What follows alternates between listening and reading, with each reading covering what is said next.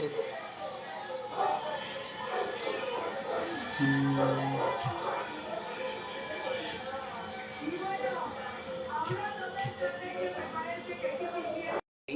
Hablando de fisioterapia neurológica parte 2. Vamos a ver generalidades de la médula. Ya te mandé solicitud. Saludos, Azael. ¿Se escuchan ahí todos? Hola, Gil. ¿Se escucha? Sí. Ok. Buenas noches a todos los que están conectando en este live que tenemos ya segunda parte aquí en esta red social, que estamos por empezar un tema muy interesante que aborda muy bien el fisioterapeuta David, colega y amigo, que estamos viendo las generalidades sobre la médula espinal en cuanto a la fisioterapia y haciendo un tratamiento ya más en específico, ¿no? Con un paciente. ¿Sí nos puedes hablar un poquito más, David? Creo que sí, Gil. Buenas noches, espero que estés muy bien. Sí, Igualmente.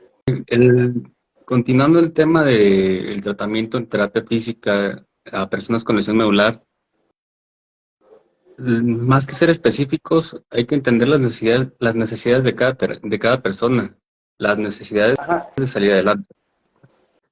Entendemos que cada persona quiere recuperar el movimiento voluntario, teniendo en cuenta que, de acuerdo al nivel de la lesión, va a tener las pérdidas funcionales que con eso conlleva, de acuerdo a la gravedad de la lesión misma y a la altura. Teniendo en cuenta que una lesión cervical te puede afectar los brazos y a una lesión más baja a nivel torácico te va a afectar solamente el tórax y las piernas.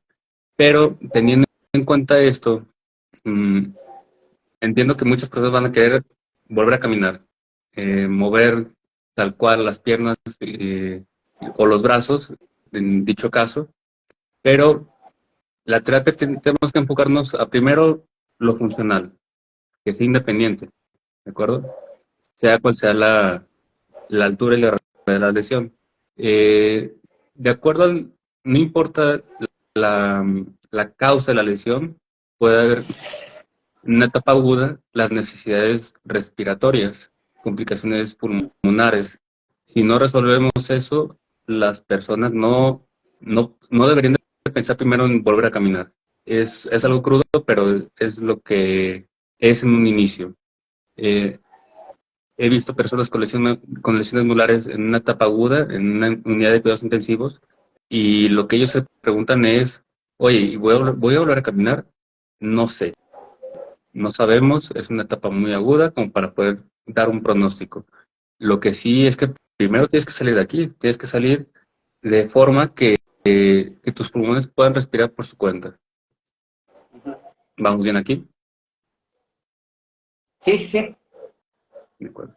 Ahora, las necesidades de una persona con una lesión medular cervical o una lesión medular torácica son muy distintas. Las necesidades de una persona con una lesión medular cervical, lo principal es los traslados más sencillos desde el girarse y sentarse, ¿de acuerdo? Después Ajá. vamos a pensar en un traslado e incluso también actividades funcionales como la vestimenta, la alimentación, de acuerdo en un sentido de ayudar a que lo ayuden. A lo que me refiero es que en muchas situaciones una tercera persona es la que hace todas las funciones por esa persona con lesión medular. Lo gira, lo cambia, lo viste, le da de comer. Una parte del tratamiento va a ser, y tal vez mezclándome un poco en la terapia física, terapia ocupacional, pero mezclados sin estar revueltos, Ajá. buscar buscar cumplir esas necesidades de cada persona.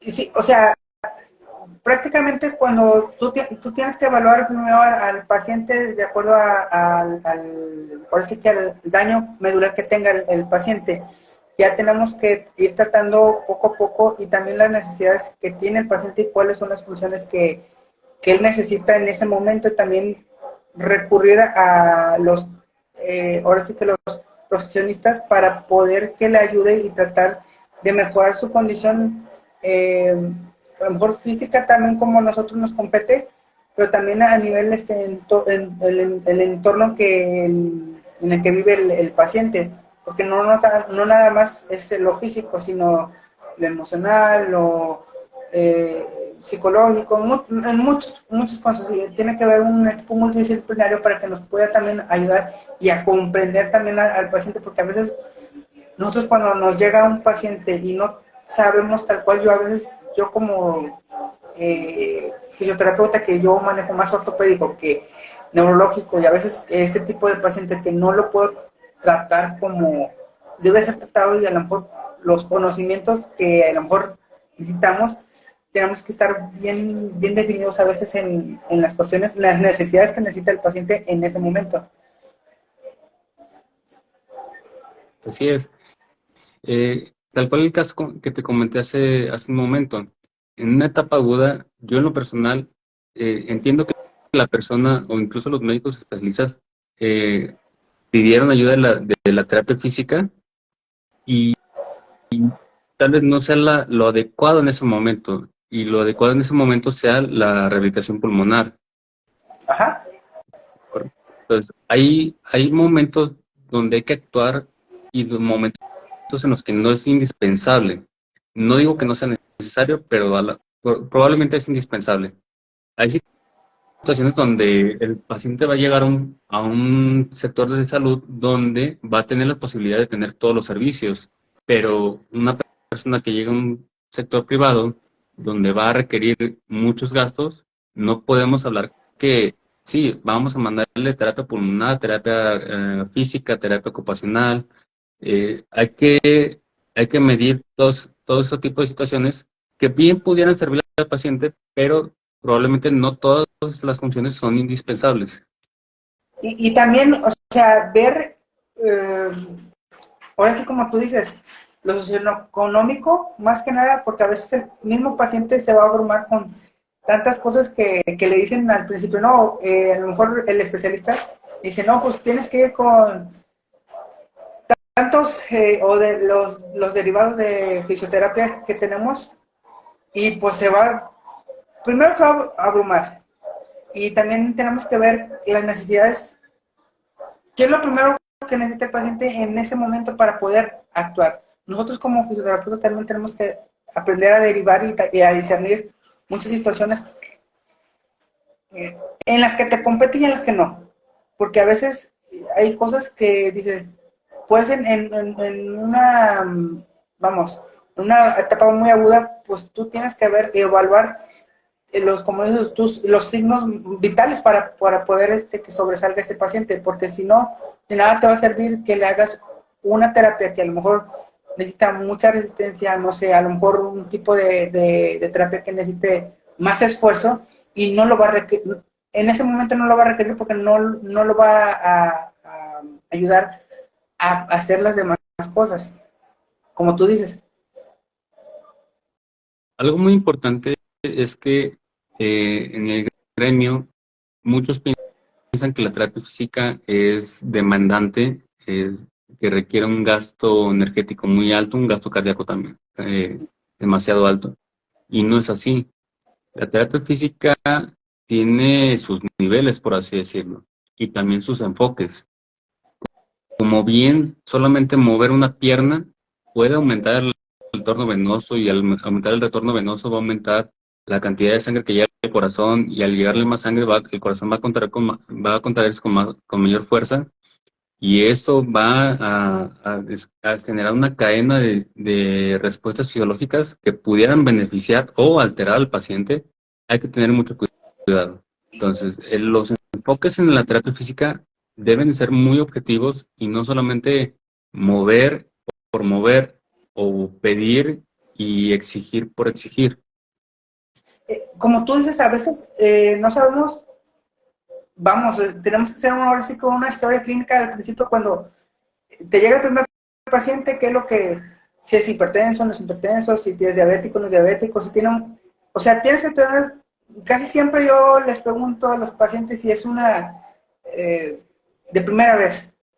Si tiene si es una, vamos a suponiendo que es una terapia física que necesita o requiere una movilización pasiva pero activa, vamos a suponer que no necesitas tanto esfuerzo, pero si ese paciente tiene algún padecimiento, ya sea crónico, que sea diabetes, presión alta, a lo mejor que te padece del corazón, de otras cardiopatías, un montón de cosas, o a nivel pulmonar, o no sabes si es el sistema límbico que tiene un poquito mal. Son muchas cosas en sí que tenemos que ir preguntando y también que el mismo paciente te tiene que ir diciendo, porque a veces nosotros no somos adivinos, y el mismo paciente tendrá que ayudar también al fisioterapeuta para que mejorar el tratamiento. Sí, no, no puede haber la situación en la que no preguntaste. No, no es válido, es antiprofesional. Eh, Hay que preguntar correctamente durante la evaluación al hacer una historia clínica. Y si no es el momento oportuno, por lo menos pedir los reportes que se han hecho por parte del otro, que está detrás de ese paciente. No solamente llegar a hacer la evaluación que tú sabes hacer, sino recurrir, comunicarse con todo el equipo que ya ha estado antes de ti.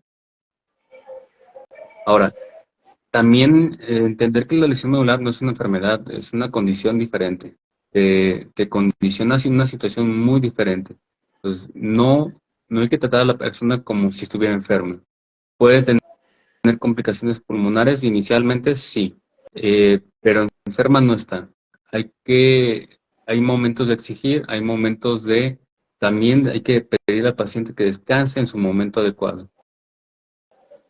Pero cada persona con lesión medular tiene unas reservas que hay que utilizarlas, porque si esas reservas no se utilizan, cualquier persona con una lesión o sin lesión las va a perder.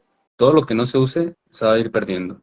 Entonces, hablando estructuralmente, fuera de la patología, si tú esas estructuras no las utilizas, ya no van a ser una reserva utilizable para esa persona con lesión medular. Ah,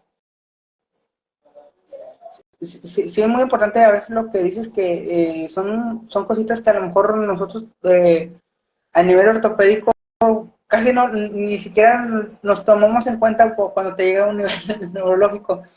Yo por lo regular siempre refiero a un profesor, a un compañero mejor, porque a veces necesito y también preguntarle qué es lo que podemos llegar a necesitar.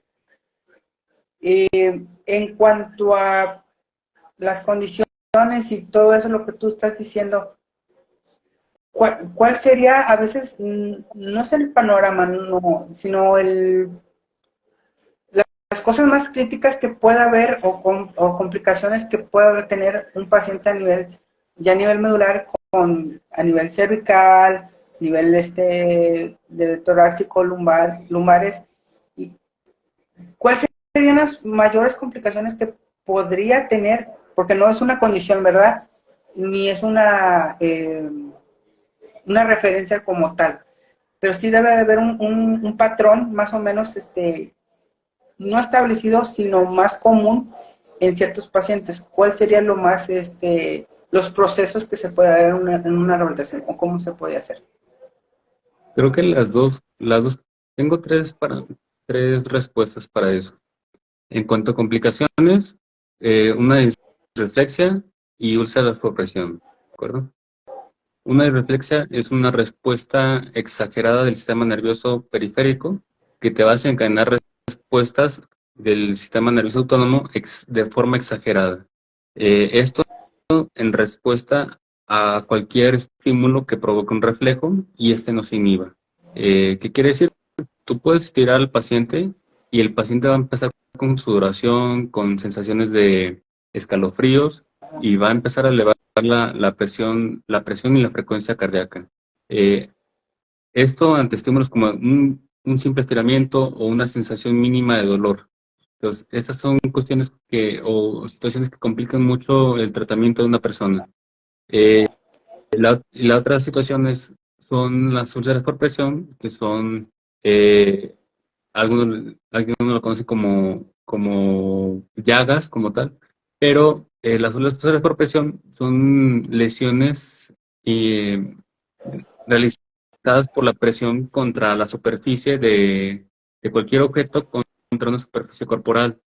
El riesgo, más que la apertura de la piel, es el riesgo de infecciones. Y el estar movilizando, trabajando ese paciente es ir contra marea sobre qué es mejor, moverlo, dejar que dejar que empiece a cicatrizar. Es algo muy complejo, pero siempre, bueno, casi siempre hay que optar por el movimiento, Ajá. siempre y cuando no perjudique esa situación que ya está agravando al paciente. Mm, También, porque, bueno, dentro de una úlcera de presión, pues va a haber etapas. Cuando apenas está formando, tal vez cuando ya se formó y está muy abierto, o incluso cuando ya se manejó, incluso quirúrgicamente, y hay que tener cuidado de no movilizar lo suficiente como para no perjudicar el proceso cicatrizal de ese procedimiento quirúrgico. Y Y, sí, dime, dime. y la tercera respuesta es la desinformación. La desinformación ante una situación de una persona con lesión medular. Desinformación al no saber qué hacer, al dejarse tirar. Desinformación al no decir al paciente que lo recomendable es que busque quitarse una zona urinaria y debería hacerse cateterismo intermitente. De acuerdo a si alguien puede ayudarle o esa persona es independiente como para que se pueda estar cateterizando. La otra, la desinformación de no recurrir a procedimientos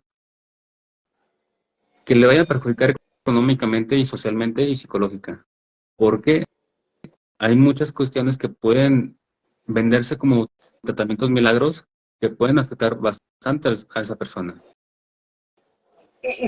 Mira, David, muchas de las veces, de las tres condiciones, y tú me dices muy ciertas, la última es la más peligrosa porque no podemos tener control a veces porque hay mucha información de más que no es, a lo mejor no es la debida, que llegan a oídos de los mismos pacientes y también a educar o también no a educar, sino a informar de manera correcta y a lo mejor de manera bien respetuosa y también no, cuando tú no sabes del tema o no saber del tema y decir lo que tú eres experto también te perjudica mucho y perjudicas al paciente.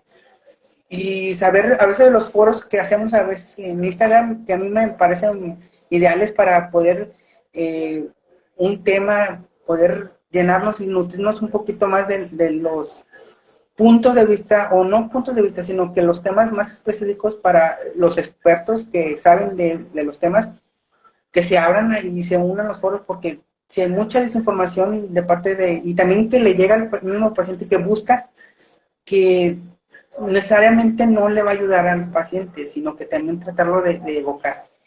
Es una historia muy grande, a veces tenemos que tener, ahora sí, que referencias muy, no informadas, sino basadas en la evidencia para poder que el paciente le ayude. En cuanto ya estos temas, ¿tú cuáles son los retos o los...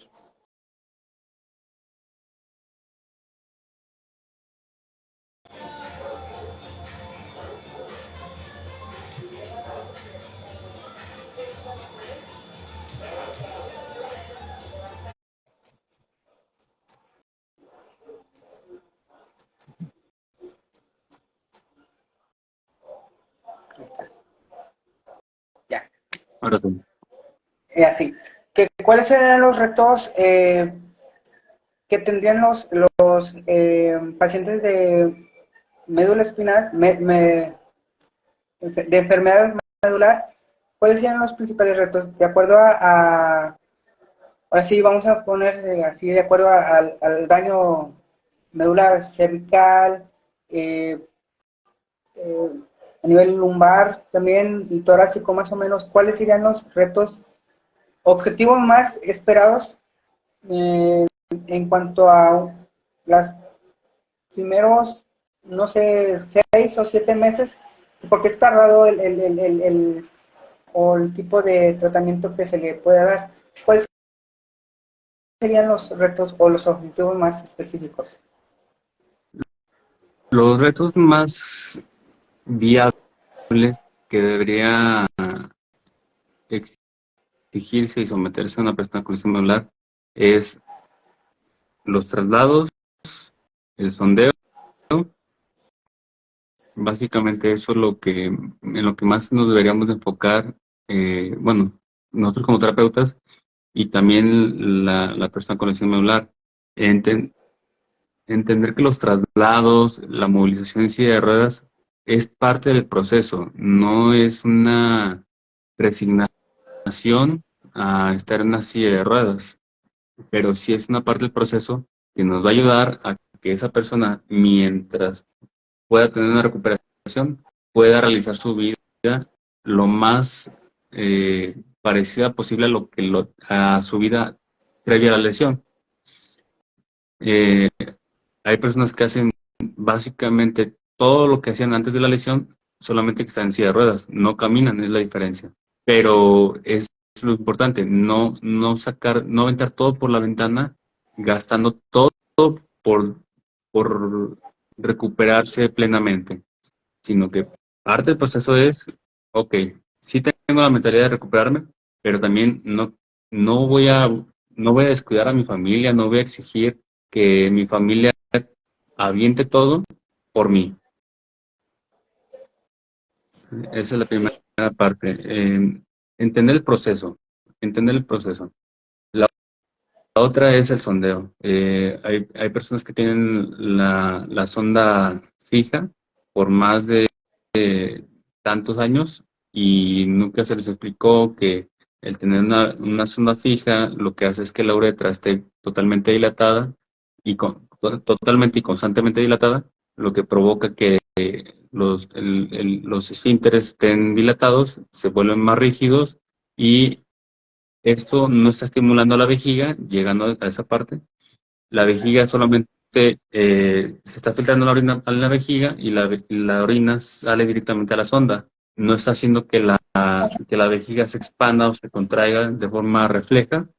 Y, y también tener en cuenta que tener una sonda fija es un alto riesgo de infección. Sí, y sabemos que de antemano que tenemos que esos pequeños cuidados que a lo mejor pasan desapercibidos pues para uno, porque a lo mejor dices, como quiera, pero sí tienes que tener mucho en cuenta esos tipos de cositas que son infecciones que a lo mejor posiblemente sean constantes y sean un poquito. Tú sabes que al haber contaminación, al estar sucio, ese tipo, y está abierto esa parte de que es un foco de infección, posiblemente sí haya un daño considerable y también tenemos que ver la parte de la musculatura, todo lo que es la parte abdominal, que se va perdiendo un poquito la cuestión de esfínteres, como tú dices, también tratar de mejorar y pues esas cositas también tenemos que irlas viendo y no nada más vernos centrarnos en lo que tú dices, en poder caminar o otro tipo de tratamiento que podemos ver que sea viable a lo físico, sino integrar ahora sí, un programa, porque no nada más tenemos que ver todo eso. Sí. El, el- el- Te digo, hay personas que tienen años con lesión medular y no saben pasarse una silla de ruedas. Eh, ¿Por qué? Porque están enfocados solamente en buscar movilidad. Y ahí el enfoque está mal hecho. Primero se debe haber enfocado en la independencia de esa persona. ¿Por qué? Porque puede que tenga 2, 3 años donde pudo haber logrado el objetivo de ser funcional en una silla de ruedas y desgastó tiempo, dinero, desgastó la energía de otras personas cuando pudo haber recuperado un poco más. ¿No? Sé que es fácil decirlo por mi parte, pero el saber manejar una silla de ruedas, logrando hacer lo que tú ya hacías hablando laboralmente, tal vez no el mismo trabajo de antes, va a beneficiar a tu familiar, que no estén desgastados todo el tiempo. Y, y tú como dices, a lo mejor es tomar independencia porque a veces dependes de, y hay muchas cuestiones de la dependencia en cuestión, ahora sí, tenemos que ver muchas cosas que es lo que arrastra el mismo paciente, pero también tomar en cuenta muchísimas cuestiones que el mismo paciente tenemos que, no tenemos que ayudarlo, sino que él mismo se tiene que ayudar porque como las veces pasadas que hicimos el live, no me acuerdo, hace mucho, que fueron de las primeras veces que interactuamos, que no nada más es en uno, sino que el mismo paciente ahora se tome las riendas de la misma rehabilitación y que sea más fácil para nosotros y para él, porque a lo mejor no, es muy fácil decirlo, pero sí toma su tiempo. Claro que es un esfuerzo a lo mejor muy titánico para esa persona, pero tenemos que, como tú dices, no animarlo, sino a que tenemos que hacerlo porque no nos queda, a lo mejor no nos queda de otra o tenemos que tener esos objetivos bien específicos. Es un tema y a veces tenemos que ver muchas situaciones, qué es lo que piensa la persona, qué es lo que no, pero ahí sí no dependemos nosotros.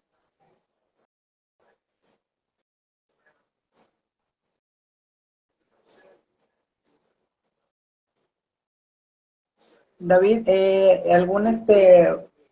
algún otro comentario que puedas aportar aquí ahorita en este forito que tenemos así pequeño?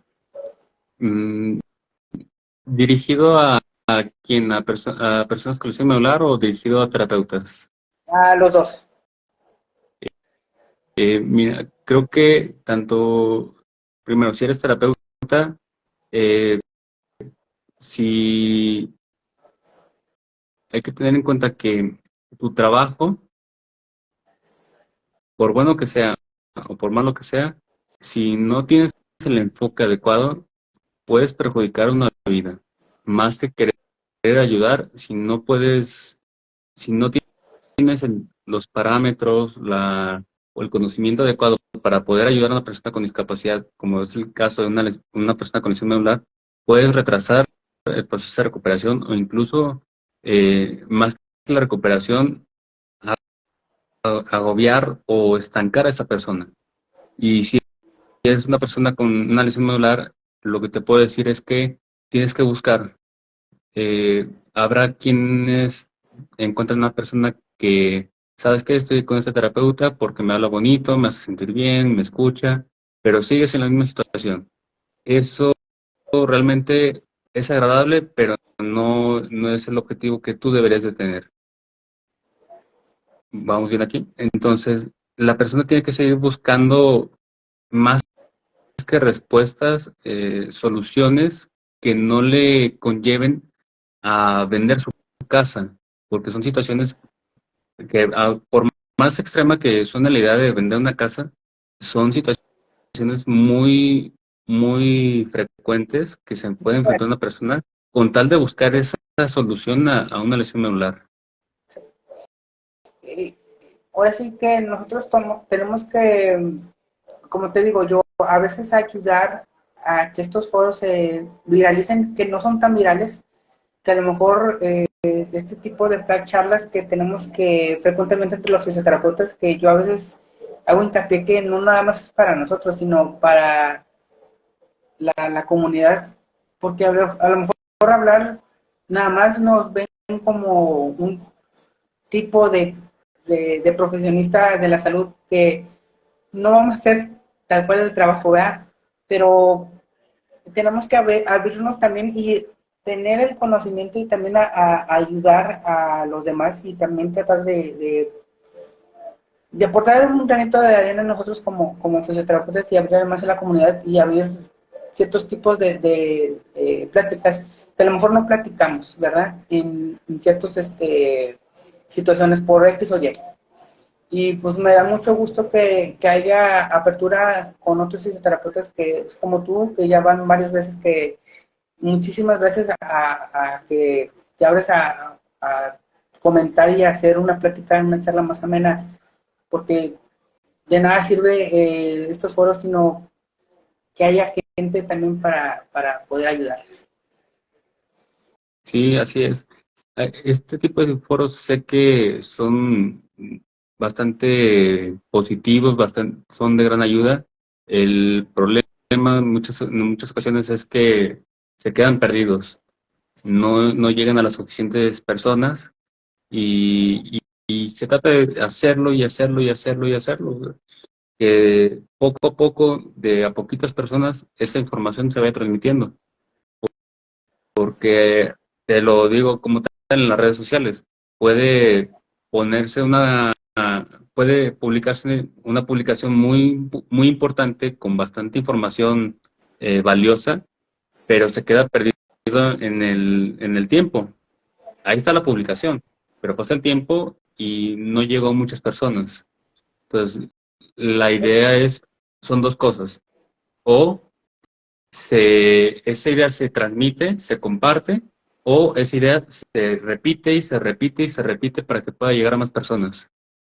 Sí, y replicar muchas cosas. A veces yo trato de ahora sí de extenderme un poquito más en redes sociales, más que nada para ayudarnos y más que nada para charlar nosotros como fisioterapeutas, porque a veces nosotros no somos muy cerrados en nuestra área y ya no sabemos.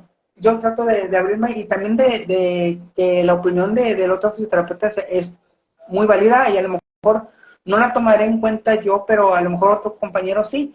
O de otra manera, dando al paciente para que tenga varias opciones para poder ayudarlo. Pues muchísimas gracias, David. Gracias por tu tiempo, por así que para poder concordar estos tiempos, porque yo sé que estás muy ocupado. ¿Cuáles son tus redes sociales? No, yo esto lo hago con mucho gusto, Gil. Gracias por la invitación. En cuanto a mis redes sociales, pues básicamente ahorita ya nomás estoy utilizando lo que es Instagram, como Fisio David Olvera. Eh, Facebook pues, lo utilizo como secundario realmente. Sí. Pues bueno, muchísimas gracias, David. Nos estamos conectando en otra charla. Ya sabes que aquí estás muy invitadísimo para cualquier foro que estemos abiertos aquí en este canal. Con mucho Eh, gusto, Phil. eh, para los compañeros que están conectándose o que se van a conectar, también este live lo voy a subir en YouTube. Varias partes, los reels, vamos a hacerlos aquí en Instagram, unas partecitas un poquito para que sepan los compañeros. Y también estamos en las redes sociales, en TikTok y en Instagram, más que nada. En esas tres redes estamos. Y en Facebook, también estoy subiendo mucho contenido en Facebook, también ejercicios para los pacientes que sean activos, más o menos nada, porque ya he visto que hay varios compañeros que se interesan, pero son para personas un poquito que estén activas en cuestión de una rehabilitación un poquito ortopédica, ¿no? Más dada a ese tipo de personas, le va a llegar a ese tipo de contenido. Y pues muchísimas gracias a todos, vamos a estar conectándonos aquí en el jueves, voy a tener otro live con otro compañero de acá de Tampico. Pues muchísimas gracias, David, y nos vemos en otro video. Dale, bye.